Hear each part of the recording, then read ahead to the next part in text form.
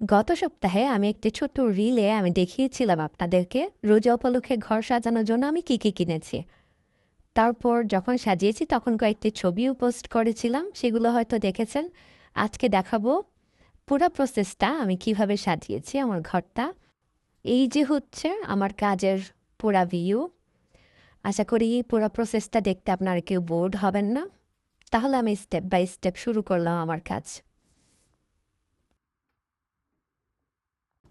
ডেকোরেশনের জন্য প্রথমেই আমি রেডি করেছিলাম তাজা ফুল।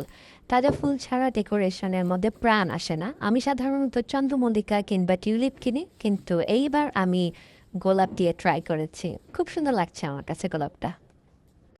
টেবিল রাঙা ছাড়া কি টেবিল গোছানো যায়? কখনোই নয়। সেই জন্য আমি বিছিয়ে দিলাম হালকা পেস্তা কালারের একটি টেবিল রানার, যেটা কিনা আমার অরেঞ্জ কালারের গোলাপের সাথে কন্ট্রাস্ট হবে এবং দেখতে খুবই সুন্দর লাগবে। তারপরে যা যা কিনেছি সব কিছু টেবিলে ঢেলে নিলাম। টেবিলের এক কোণায় রাখলাম যে লাইটিং মসজিদটা কিনেছিলাম, সেই মসজিদটা। তার পাশেই আমি সেট করেছি আমার ট্রের মধ্যে আমার ফুলদানি যাবে, এবং এটার পাশে থাকবে হচ্ছে টিস্যু পেপারের দানিটা, এবং দুটা শোপিস রেখেছি। একটি হচ্ছে লাইটিং হাউস, এটা এলইডি লাইট, আর পাশে একটা ছোট্ট ফ্লাওয়ার শোপিস। তারপর আমি আমার যে ছোট্ট ছোট্ট নেইবার্সদের জন্য যে গিফটস এবং চকলেট কিনেছিলাম সেগুলো সব টেবিলের উপরে রাখলাম। আর কাজের সুবিধার জন্য সেই সবগুলো বেবিদের নাম পেপার ব্যাগের উপরে লিখে রাখলাম। পেপার ব্যাগের ভিতরে প্রথমেই রাখলাম একটা স্পেশাল চকলেট, যেটা কিনা আমার ভাবি ইংল্যান্ড থেকে এনেছিলেন কিছুদিন আগে। এবং একে একে সবার ব্যাগেই বিভিন্ন ধরনের চকলেট, বিভিন্ন ধরনের বিস্কিট, জুস এগুলো রাখলাম। এই যে আমার তৈরি হয়ে গেল গিফট পেপার ব্যাগ। চকলেট কিছু দু ছোটরাই খাবে, কখনোই না বড়রাও খাবো। সেই জন্য একটি কাচের জারে চকলেটগুলো সাজিয়ে রাখলাম, যাতে বাইরে থেকেও দেখতে সুন্দর লাগে। এখন আমি সাজাবো আমার ড্রাই ফ্রুটের প্ল্যাটারটা। যেহেতু রোজা, প্রথমেই প্ল্যাটারে আসবে খেজুর। এই কোম্পানির খেজুরটা আমি প্রথম কিনেছি, দেখে মনে হচ্ছে টেস্ট ভালো হবে আশা করি। একদম মাঝখানে যে ঘরটা, এটার মধ্যে আমি কয়েকটা খেজুর রেখে দিলাম। আমার মনে হয় এখানেই খেজুরটা রাখলে সুন্দর লাগবে। খেজুর রাখার পর প্রথমেই আমার মাথায় যার কথা এসেছে সেটা হচ্ছে আমার ছোট ছেলে। সে এই চকলেট বিস্কিটটা খেতে অনেক পছন্দ করে। শুধু সে না, আমিও অনেক পছন্দ করি। কিন্তু এই চকলেট বিস্কিটটা আবার আমার বড় ছেলে খেতে পারে না, কারণ এটার মধ্যে বাদাম দেওয়া থাকে, এবং আমার বড় ছেলের বাদামে অ্যালার্জি থাকার কারণে ওইটা খায় না। ট্রের আরেকটা পাশে আমি রাখলাম কিছু আখরোট, এবং উপরে একটা কর্নারে একটা ছোট্ট মোমবাতি দিলাম, আরেকটা কর্নারে কিছু কেশোনাট দিলাম, আর মাঝখানে রাখলাম হচ্ছে পিনাট।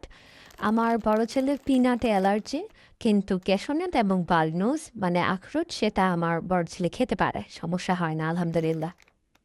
বড় ছেলের কথা যেহেতু উঠলই, সো তার পছন্দের কিন্ডার বিস্কিট এই ট্রেতে না দিলে তো এই ট্রে সাজানো পূর্ণতাই পাবে না। সো আমি এখানে কিছু অ্যাড করলাম আমার বড় ছেলের পছন্দের কিন্ডার বিস্কিট। ট্রেটার মধ্যে যে যে জায়গায় ফাঁকা জায়গা ছিল আমি সব জায়গায় কিন্ডার বিস্কিট দিয়ে সাজিয়ে দিলাম। আমার ট্রেটাও সুন্দর লাগছে, আমার বাচ্চারাও খুশি, আমিও খুশি। আমার সেই ছোট্ট রিলে দেখেছিলেন না যে কয়েকটা চামচ কিনেছিল আমার বড় ছেলে ইফতারি খাবে বলে, সেগুলোও আমি এখানে ভদ্রতা করে দিলাম, যদিও আমি জানি এটা আসলে ভদ্রতা করে খাবে না, সবাই হাত দিয়েই খাবে, তারপরেও সৌন্দর্যের একটা ব্যাপার আছে না, ওই জন্য। ড্রাই ফ্রুটের প্ল্যাটারটার পাশেই এখন আমি রাখলাম একটা ট্রে। সেই ট্রেটার উপর প্রথমেই রাখলাম আমি একটা ছোট্ট সাদা স্নিগ্ধ ফুলদানি, এবং তার অন্য আরেকটা প্রান্তে রাখলাম এই ভ্যানিলা ফ্লেভারের মোমবাতিটা। এটার ফ্লেভারটা খুবই নাইস, খুবই নাইস।